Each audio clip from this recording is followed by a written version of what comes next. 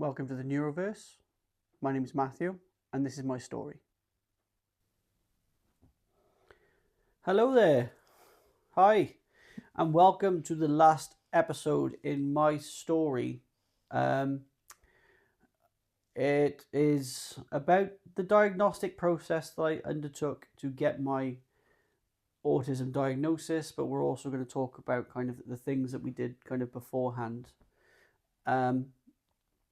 And I'm again joined by my wonderful wife, Helena. It's me. Hello, everyone. My okay wife. No. I thought I would have got better at this as the episodes went on, but Yeah, I even shocked myself. It's 2 o'clock in the morning. We've been doing this, and we are really new at this. Brand new. Yeah, we are trying our best. Again, the point of this is to try and make sure that there is a space where people can share their stories without judgment. So if someone hears something in a story, they can not feel alone. And hopefully that happens. So yeah, we're going to be talking about the diagnostic process, what I went through, but not just me, because you also went through it with every test that I've had. You've gone through with me, and yeah, so you'll hear from about your perspective as well on that. So, where should we start? I guess a good place to start with, I guess, is what triggered you to get the diagnosis or seek a diagnosis in the first place. Okay. I think would probably be a good start. Okay, so I've always felt like there was something not quite right. Which is interesting because when I got my diagnosis, I said very similar words to that as my first words. But I always felt like there was something not quite right. I was always in special educational needs classes in school throughout. I've always needed additional assistance in school. And there was always things kind of in the institution, so whether it be education or work or because we live here in the UK, it's the NHS, National Health Service. There's always kind of best endeavours to try and do the right thing. But yeah, so there's always that feeling as kind of I'm not quite the same as other people. And when we had our son, Caleb, he there were some things that was different. We didn't know why. No. And like he like he wasn't as smiley. No, he didn't. He didn't smile a lot. No. Which, if you know him now, would be a bit of a surprise to maybe hear, because he seems like a happy kid. Then we didn't realise he had that cow's milk protein intolerance, so he probably had an absolutely aching stomach. Yeah. Even from like an age of like, like 1 year old, like not even knowing the days of the week, but he knew where he was supposed to be on certain days. So we were fortunate enough to have grandparent childcare for a few days of those week, because we both work full time. You're very career driven, which is an amazing quality, and our little boy sees both of us working really hard, which inspires him to work hard as well. He tries very hard in everything he does. We were very fortunate to have kind of some grandparents help with some days in childcare. So, but if one of those grandparents swapped for a reason, whichever the reason might be, and he went to a different person's house on a day he was supposed to be somewhere else, the meltdown in the car would be unreal. It's not that he didn't like going to those places at all. He loves all of his nannies and his grandpies very, very much. but he's very much it was this is not where I'm supposed to be. Yeah, this is nursery days, this is grandparent days. Yeah. This grandparent is like this, and this grandparent is for this. And even Yeah. now, at the age of 8, where he knows the days of the week, but he still gets them confused. He still gets them all muddled up. But he knows what happens on. But he knows what happens on certain days. He knows that Monday is one of is training and a nanny day. Tuesday is a grumpy day. Wednesday is a training day. Thursday is a training and nanny day. You know, he knows what, like, Friday is cubs and swimming. You know, but he knows what happens in what order. But he still gets mixed up with days of the weeks and stuff. So because there was some signs, we tried speaking to the health advisor, healthcare, the health nurse that used to come, and they were very much, well, speak to a doctor. Lovely. Spoke to a doctor. Well, we got to wait until they do get to certain developmental stages to make sure that it, you know, it's not just they're like a little bit behind on that. You know, they might just get there in their own time. And for me, it was never about trying to seek a diagnosis for him. I just want to, the way I've always put it is, I just want to understand the rules of the game we need to play. So if there is something that requires some additional support, I want to know now so I can try and help to get that support in place. I don't care whether he is autistic. I don't care if he isn't autistic. Kind of. We might come back to that if that's okay. But I don't care. I just want to know the rules of the game I need to play. And we were just told, go away, do your own reading. So we went away and we did our own reading. And the more I read, the more I was looking and saying, I do that. I do that. I used to do that. I used to do that.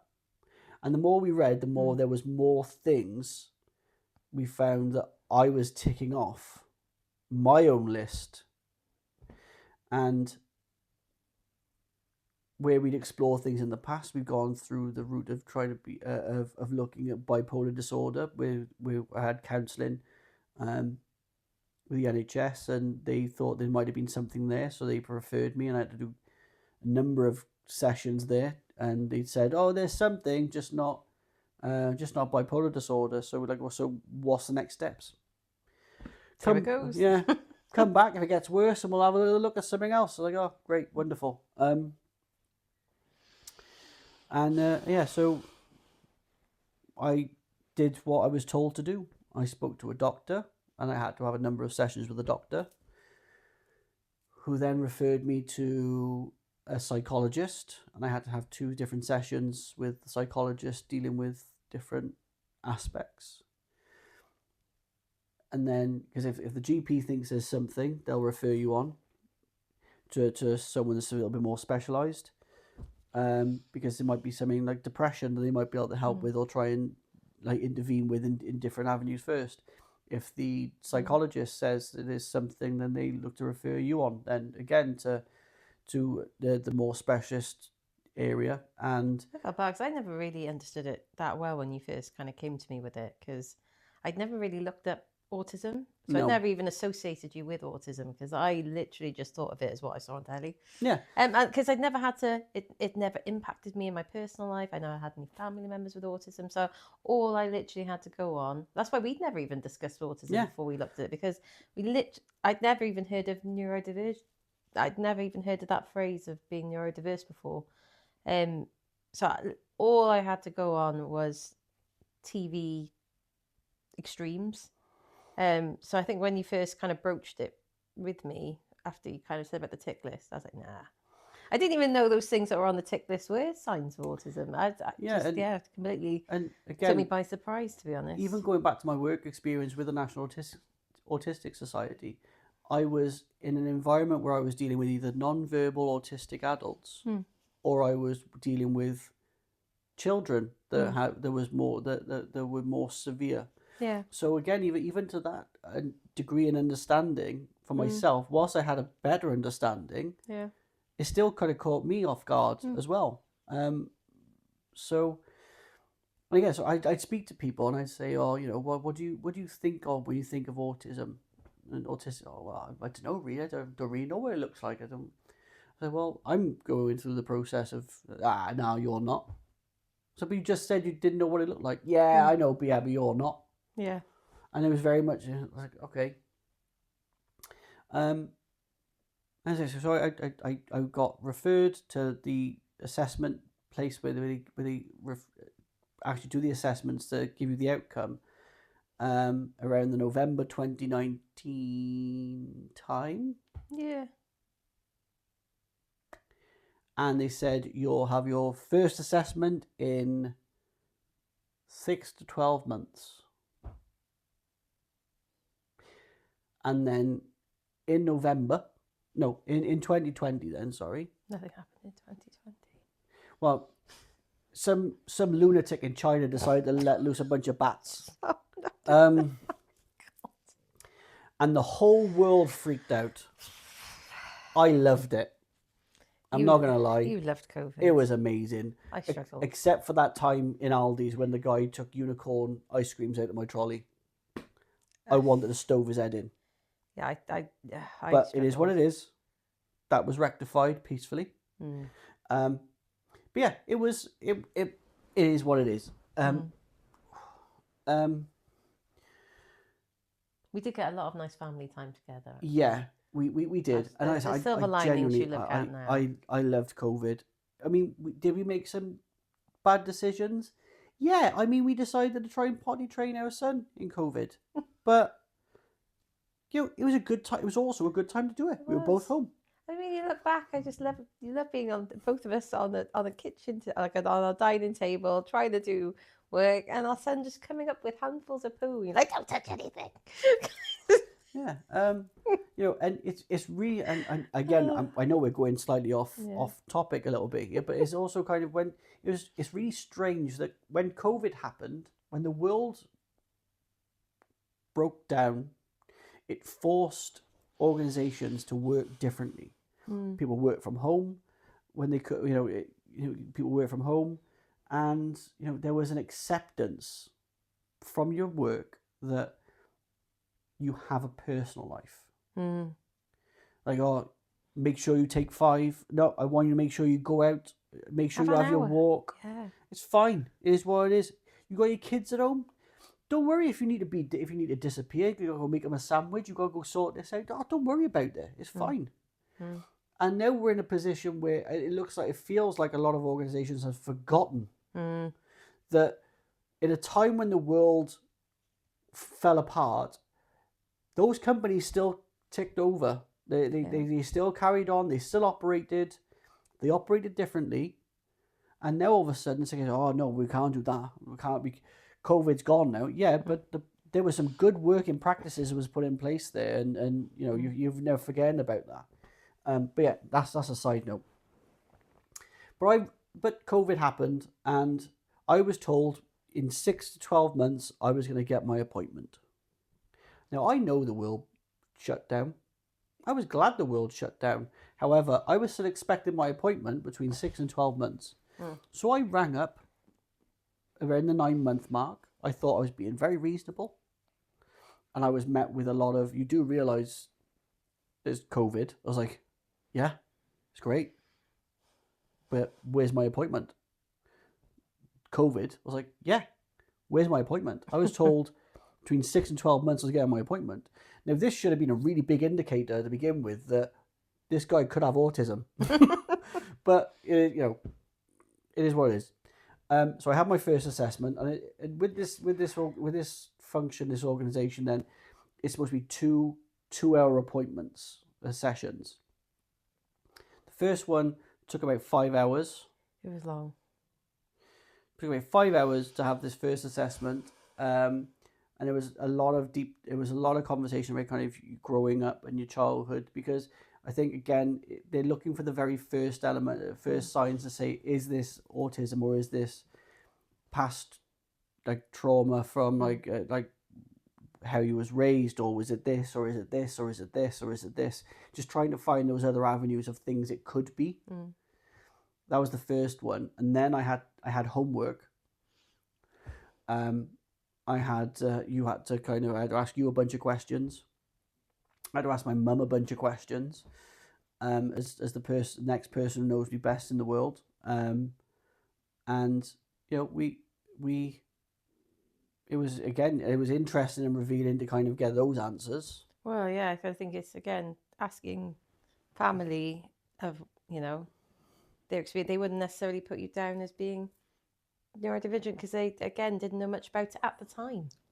Yeah. So it's difficult to look that far back and get those sorts of opinions when it was tricky. And it's because there's the view of both from yourself and my mum and other people as well as, oh no, you're not. Well, that was your initial reaction. It was a lot of people's initial reaction. Those answers were given. Honestly, they weren't given in a way to try and sway the results. It was given as this is what it is. Because we just see you as you. Yeah. I think that's so hard to sort of say, but it's like you don't see me as being as someone who's autistic. You see me as me. Yeah. I happen to be autistic. Yeah. Which again answers questions. And it really does. I look back now and I'm just like, yeah. Yeah. And then I had my second session, which again was supposed to be 2 hours, which was 4 hours. And so they've done all their the first session is mainly around kind of, from my understanding of it and looking back on it as well, is kind of trying to find the avenues of what else could it be. Mm-hmm. And then they got the accounts then of people who know you very well, people who know you now, people who knew you then. It's slightly different, I think, with children, because it's not a case of knowing them then, it's knowing them now a bit. Yeah. And then they at the end, the lady said, "You'll have your report in like 3 weeks." I think 3 weeks. I was like, I really understand. I've gone through all this now. I can't wait 3 weeks. What is he gonna say? And it was, and my clinical professional opinion, you have autism spectrum disorder. You are autistic. And my first words were, so I'm not wrong. And because again, I felt like there was something wrong. Followed up by, I'm not a bad person, because the amount of times you've had people talk to you and say to you that, oh, that was wrong, you shouldn't have done that, you shouldn't have said that, or you shouldn't have acted that way, and the amount of battles you've had with people just trying to defend me, because I haven't known that I've said something wrong or done something wrong, and unless someone tells me, I genuinely am in the dark. Yeah. And because I never go out my way to upset someone. If I do upset someone and they tell me, that's a bit.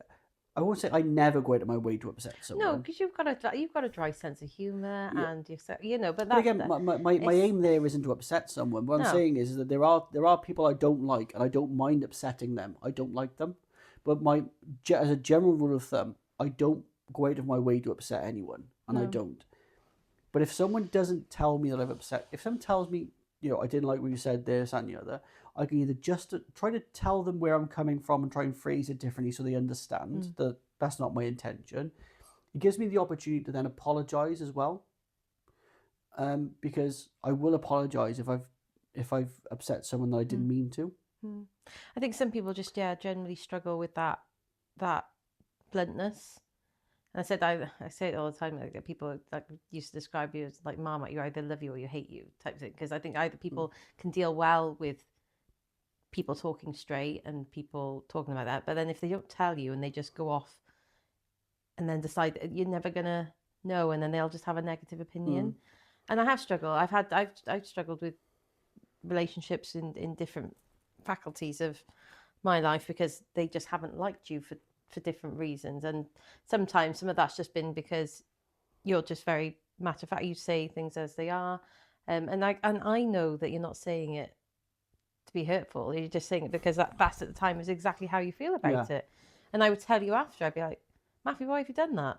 Why did you say that? And you'd be like, what? I'd be like, that's really. I'd be like, no, I don't. But then I think then that you would feel worse for how I felt about it, not for what you said to the person as well. Yeah. Like, because you actually wouldn't see that as a problem, but actually be more worried that I was responding badly to it. And that was a difficult triangle to navigate, I think, sometimes. Yeah, because It's, yeah. aside from like when I was 7, you were 5, you know what I'm talking about. You've always been the most important. Since we've been together, you've been the most important person in my life. You know, so again, I never go out of my way to upset someone.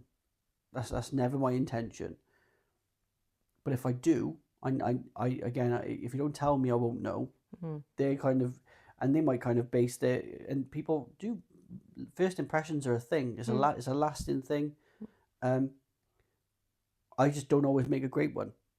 And but I I much I care significantly less about upsetting other people compared to how you're then treated as a result of that. Yeah.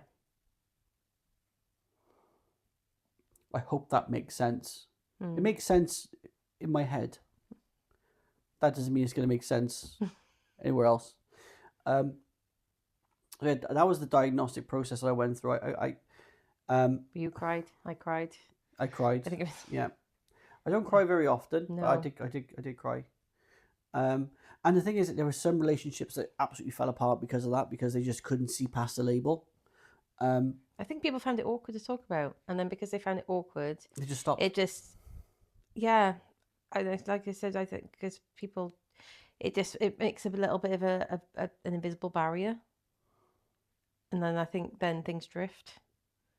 And you're the type of person, I think, with relationships and friendships is like you've said before, you just kind of wear your heart on your sleeve almost, and when you I get when you hurt. make a relationship with somebody, you go 100%, 110% in, and you put all your trust and trust in with people, and sometimes that stung you because people have taken advantage of that, and that's happened in some professional capacities and things, and that's happened with friendships when they've just stopped, and I've seen how crippling that's been on you, and you've found it so difficult to process when you've been hurt by people when it's not been on your terms.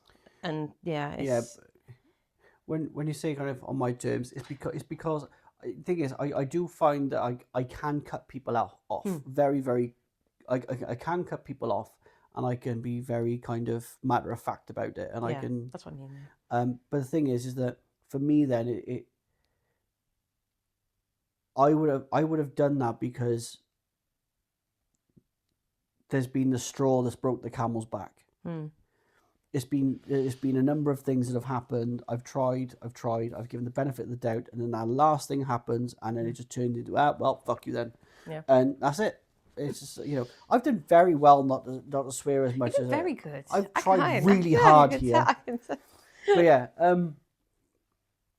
and that's what it is. But yeah, that's what I think. That's what I mean when I kind of say like on my terms. It's because I've tried really hard, and I've tried to give benefits to the doubt. Process it. And by that point, then it's all been rationalised as to why it's happened. There's been friendships that I've had in the past that has ended not because of autism, because like they've had a new partner, and then their partner hasn't liked me. Do I hold a grudge against them because of that? Now, probably not. At the time, I was confused, upset. Like I don't understand. If this person cared about that person, why is that? And I've been part of that. Why would that? But people don't always get on with other people, and if that person is an integral part of your future, then who am I'm no one to stand in the way of your future, because I can tell you now that I would cut people off if it meant making sure that me and you were together. Mm. And I can understand, and I can rationalize from that point of view. Yeah. But yeah, and you know, I'm not saying this kind of as a result of my diagnosis at all, but like, if you had said to me now that I would have the relationship with my brother that I have now compared to when I was growing up, I would have called you a liar, because we really didn't get on when I was growing up. You know, we've understood each other a lot more as we've grown up and we've both matured. We understand each other a lot more because we're both fathers. We're going to relate to each other on that aspect as well. But I think having my diagnosis, I'm not trying to put words in his mouth, and I've never asked him this question, but I would say that having a diagnosis, because we joke about it, he understands. I think he understands me a lot more. Things that he probably perceived when we were growing up as me being awkward or difficult or this, that, and the other, is probably just a, oh, all right, cool. And because yeah, he's one of my best friends now, and growing up I would never have said that, you know. So I got a lot of love and respect for him. But yeah, you know, it's relationships. There's some relationships have got stronger. Yeah. Not necessarily as a result of this. But there was some then that got severed, and it was lonely, and that's why we're doing this. Yeah. Yeah. Kind of thinking then, because we had the diagnosis and then had the report, and then you had a caseworker, didn't you? Was it? Yeah, so Yeah. originally I had the report, and the report I had to have remember. some of the context changed, because it was, if you can imagine, I can imagine it being the same if it was like a 2 hour conversation as well. It's like probably not on. You're trying to fit your life into 2 hours. I fit mine into 4 hours, which if you've ever worked with me, you know that could very easily done. A 10-minute catch up can quite easily last 40 minutes. But I needed some of the context changed. And I asked kind of when the report with the changes, is that going to alter the outcome? Nope. The outcome is based off the second part of the great, wonderful. So what happens now? And it's like, oh, well, I mean, we can put you in touch with a support service. So that was great. I think they offered it. Yeah. It's almost like, right, our job's done. But yeah. So, and I had the first person, which was great, and she worked really hard. She helped, because when someone gets a diagnosis, there's often a regression that happens. It's classified as a regression. I personally think it's the wrong word. Wrong word to use, because it's not all of a sudden someone reverts back to having the capacity of like a 14, 15-year-old or whatever. It's just a case of you start asking a lot of questions about yourself. Like I said, it's a case of trying to work out what things that I put in place to help, and trying to relearn some of that stuff about you. I'm still going on. I'm still doing that. I'm still learning stuff about me now. And this person was amazing. She helped me kind of with access to work, which is a DWP service that helps kind of identify what adjustments are required to try and help you operate as best as you can. Not all organizations, I think it's a good service, but unfortunately not all organizations can facilitate a lot of what's there because of their own procurement rules, unfortunately. But there's some they can do, and like in every organization, I don't think there's anything that's ever set up to try to disadvantage people. But you know, and there's good and bad in every company, you know, and there's some where it's been more beneficial than others. So we tried working there, and because she was amazing, she was she got herself another job. And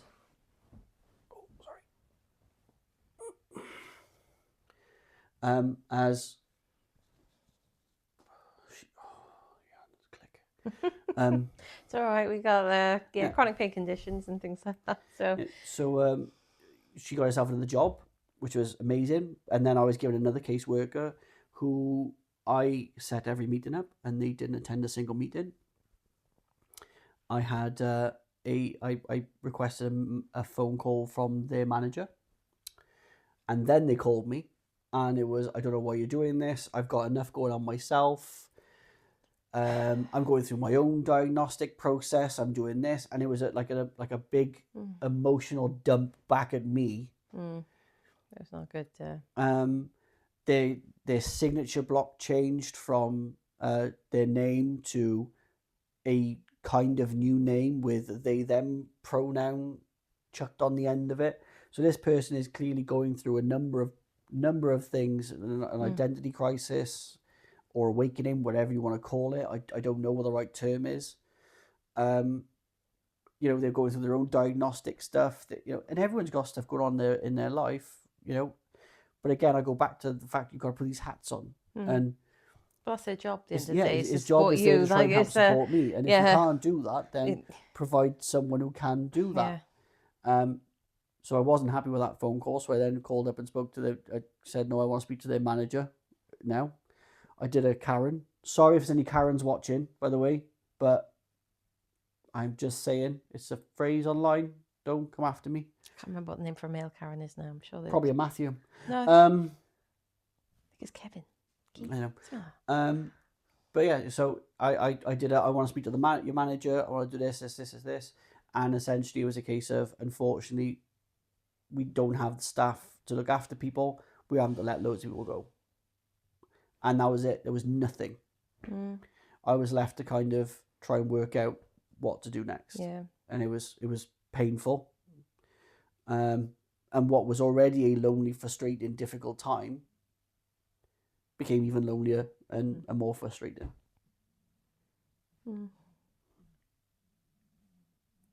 My belly's rumbling, and I hope the microphone didn't pick that up. I do feed you. But obviously you feed me. Just look at me. But yeah. I did epic spag bowl today.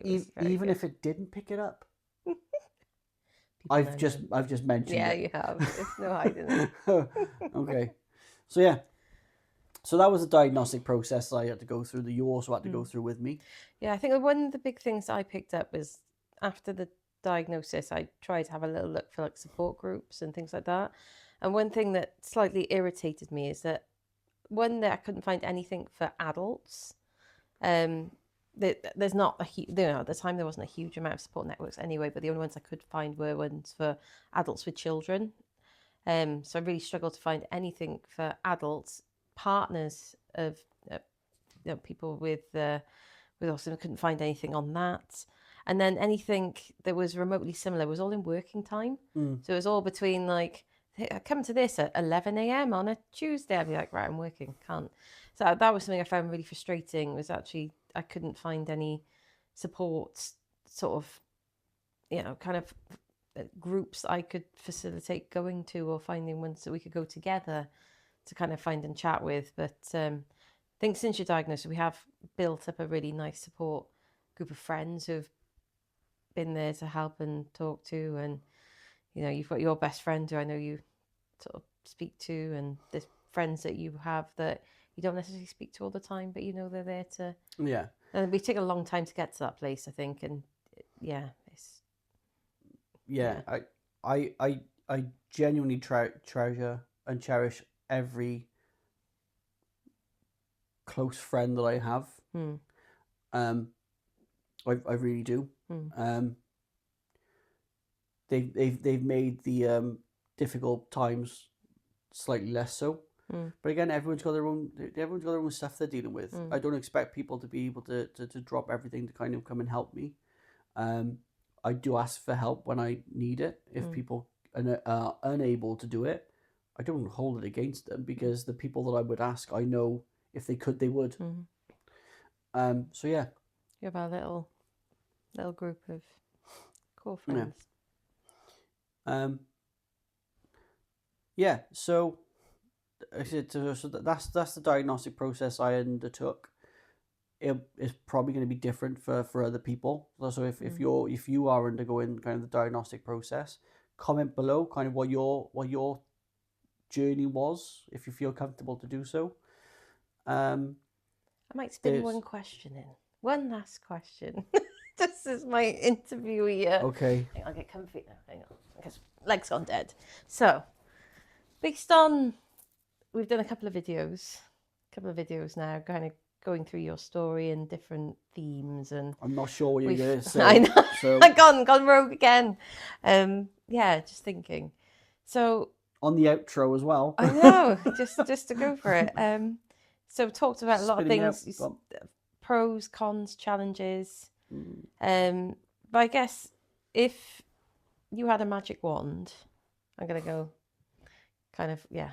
If you had a magic wand now, and ignore any sort of other conditions, but you could take away your autism, so take away those autistic, or all the autistic traits, the good and the bad. You had the choice to completely remove it. Would you?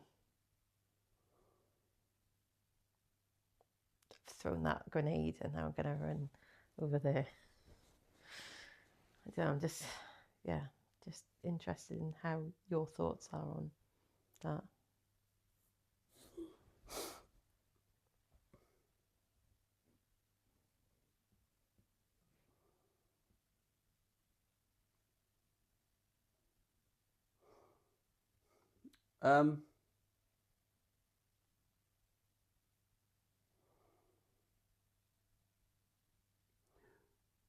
For me,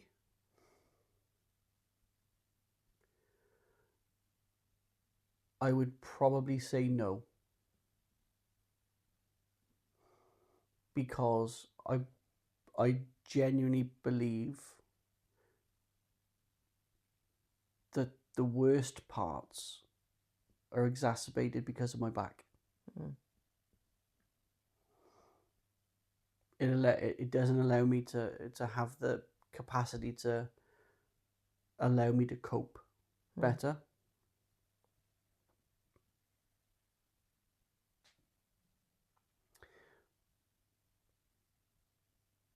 And I know I said that I didn't care if a little boy had autism or not, because I love him regardless. Yeah. But if I had the choice, I would not want him to I would not want him to be autistic. If you had the choice, yeah. Yeah. I'm comfortable enough as I am now.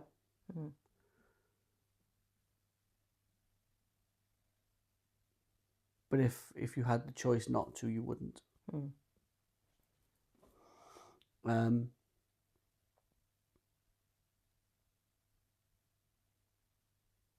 It wouldn't matter if he was, and that's the thing, is that I don't want it to come across as hypocritical or anything like that, because it wouldn't matter. But if I had the choice, it'd be no. No, I just thought it was interesting. Yeah.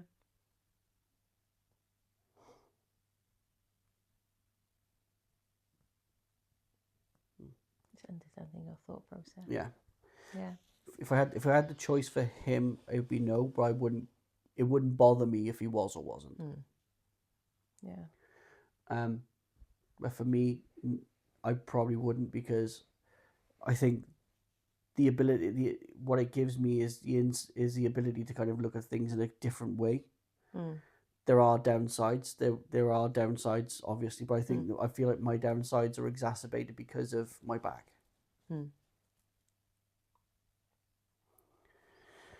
So the question just flew into my brain. Okay. Amazing. So I'm going to try the outro again. Sorry. So that's what I did for my diagnostic process.